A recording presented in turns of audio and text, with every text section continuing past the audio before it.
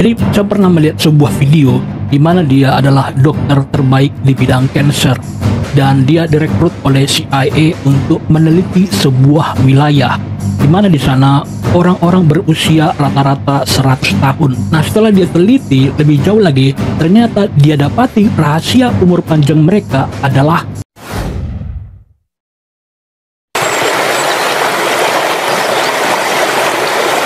Halo Sofi, gimana kabarnya hari ini? Kamu terlihat cantik malam ini ya. Halo Bang Pias, aku baik-baik saja malam ini.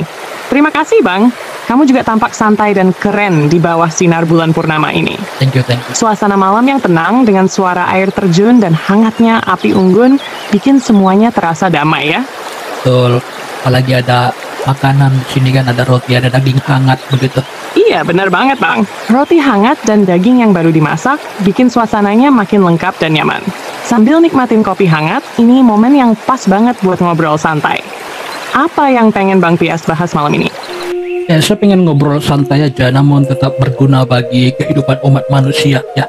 Jadi saya ingin bertanya mengenai bagaimana caranya agar kita bisa hidup sehat, awet muda, dan berusia panjang umur minimal 100 tahun. Topik yang keren banget Bang Pias. Hidup sehat dan panjang umur memang impian banyak orang.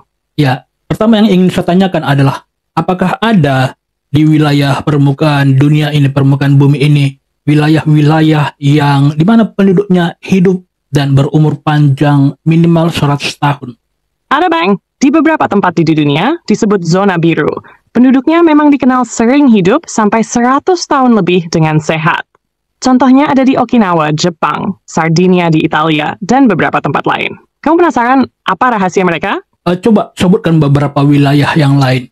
Selain Okinawa dan Sardinia, ada juga wilayah seperti Ikaria di Yunani, Loma Linda di California, dan Pulau Nicoya di Costa Rica, yang terkenal dengan penduduknya yang panjang umur. Mereka punya kebiasaan hidup dan pola makan yang unik. Kamu mau tahu lebih detail tentang salah satu tempat itu? Ya, mungkin saya ingin menebak salah satu ya, di Okinawa, Jepang. Boleh? Boleh banget, Bang. Silakan tebak. Apa yang menurut kamu jadi rahasia panjang umur orang Okinawa? Ya, yang menjadi rahasia umur panjang masyarakat di Okinawa adalah karena mereka hidup dengan alam begitu. Mereka hidup di sebuah pemukiman laut begitu. Mereka tidak lepas dari lingkungan laut. Setiap hari mereka bersentuhan dengan air laut, mereka menghirup udara laut, mereka memakan makanan laut.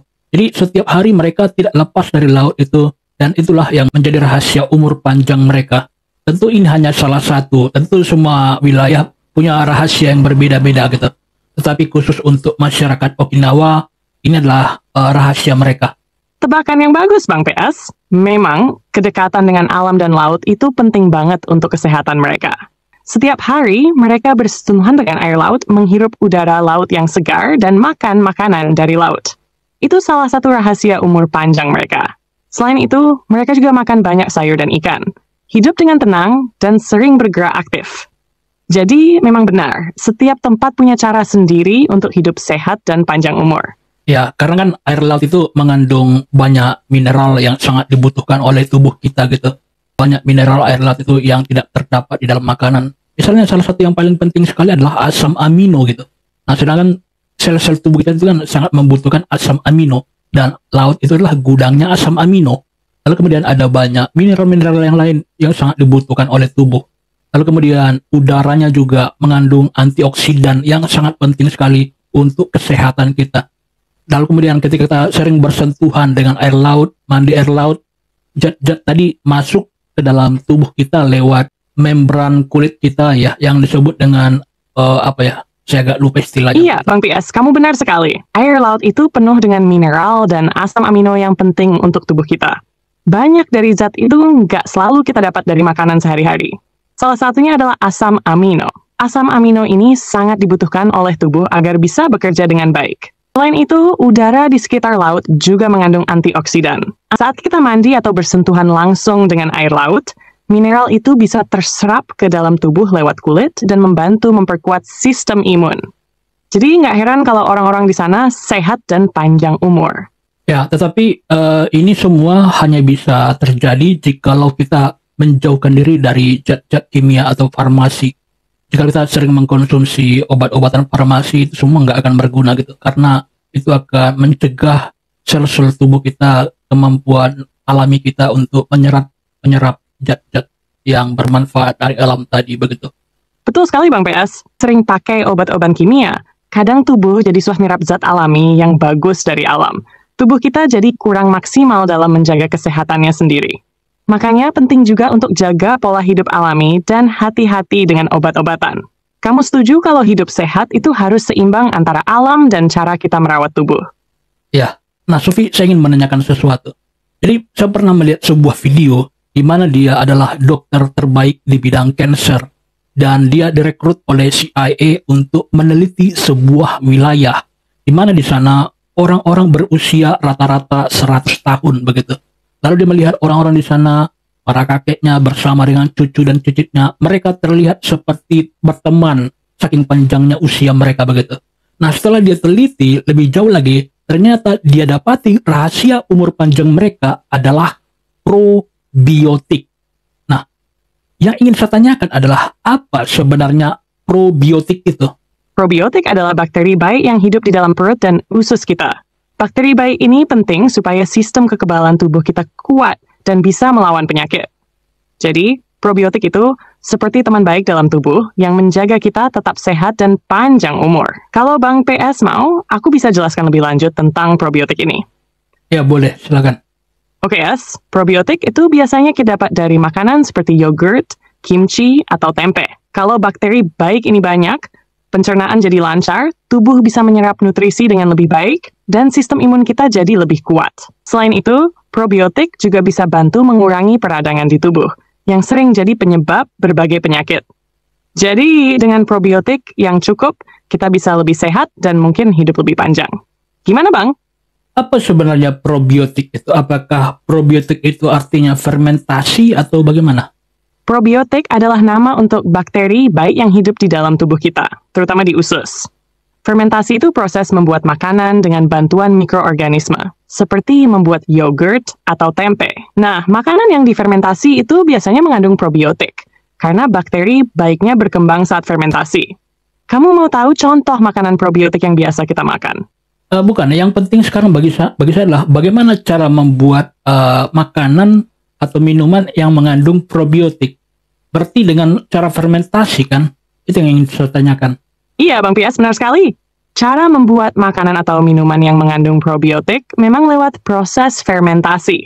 Fermentasi itu proses di mana mikroorganisme seperti bakteri baik atau ragi mengubah makanan menjadi produk baru yang kaya probiotik. Contohnya membuat yogurt, kimchi, tempe, atau tape itu semua lewat fermentasi. Jadi, kalau kita mau dapat probiotik dari makanan, kita bisa konsumsi makanan hasil fermentasi ini. Mau aku jelasin cara sederhana buat bikin salah satu makanan fermentasi? Ya, boleh. Oke, Bang Pias. Misalnya kita buat yogurt sendiri. Caranya gampang, kita panaskan suhu sampai hangat, jangan sampai mendidih. Setelah itu, tambahkan sedikit yogurt yang sudah ada sebagai starter, lalu aduk rata. Simpan susu itu dalam tempat tertutup, suhu hangat sekitar 18 sampai 25 derajat Celcius, selama 8 sampai 12 jam. Selama waktu itu, bakteri baik di yogurt starter akan berkembang biak dan mengubah susu jadi yogurt yang kaya probiotik. Setelah itu, yogurt siap disantap dan bisa disimpan di kulkas supaya awet. Mau coba bikin yogurt sendiri, Bang? Tapi kan kalau dia makanan atau minuman fermentasi itu, pertama dia itu keras begitu. Lalu kedua dia mengandung gas gitu, dia berbuih gitu kan. Lalu yang ketiga dia agak asam begitu. Lalu ada bau uap khusus begitu. Iya, Bang Pias. Biasanya makanan atau minuman fermentasi memang punya ciri-ciri seperti itu. Kadang teksturnya agak keras atau kenyal, ada gas yang terbentuk, jadi terasa berbuih atau bergelembung, rasanya agak asam, dan baunya khas karena proses fermentasi. Tapi justru itu tanda bakteri baik sedang bekerja, yang membuat makanan itu sehat dan kaya probiotik. Jadi rasa dan bau itu sebenarnya hal yang normal dan bagus untuk tubuh kita. Pantas kalau ayam itu dikasih zat probiotik, ya ada vitamin yang namanya probiotik gitu. Ayamnya jadi cepat sekali besar gitu, berkembang gitu. Betul, Bang Pias. Probiotik juga sering dipakai dalam peternakan, termasuk untuk ayam. Dengan probiotik, pencernaan ayam jadi lebih baik, mereka bisa menyerap nutrisi lebih optimal, sehingga tumbuh lebih cepat dan sehat. Jadi, probiotik nggak cuma penting untuk manusia, tapi juga buat hewan. Sebenarnya probiotik ini hanya perlu untuk usus pencernaan atau untuk sel imun, sistem imun kita. Probiotik itu penting untuk keduanya, Bang. Mereka bantu pencernaan supaya makanan bisa diserap dengan baik, dan juga mendukung sistem imun agar tubuh lebih kuat melawan penyakit. Kamu mau tahu bagaimana probiotik bisa pengaruhi sistem imun? Ya, itu yang paling penting mengenai sistem imun. Setuju, Bang Beas? Sistem imun yang kuat memang kunci utama supaya kita tetap sehat dan bisa hidup lama. Probiotik bantu jaga keseimbangan bakteri baik di usus, yang ternyata punya peran besar dalam menjaga imun tubuh kita. Jadi usus kita itu bukan cuma tempat cerna makanan, tapi juga pusat sistem imun yang besar. Probiotik itu adalah bakteri baik yang bantu jaga keseimbangan ini. Kalau bakteri baiknya cukup, mereka bisa mencegah bakteri jahat berkembang biak, supaya tubuh nggak gampang sakit. Probiotik juga bantu memperkuat dinding usus, supaya zat berbahaya nggak gampang masuk ke darah. Selain itu, probiotik bisa merangsang sel-sel imun untuk bekerja lebih aktif, seperti memproduksi antibodi dan zat pelawan penyakit. Jadi tubuh kita bisa lebih siap menghadapi virus, bakteri, dan racun. Makanya, punya probiotik yang cukup di usus itu seperti punya pasukan penjaga yang jaga tubuh kita setiap saat.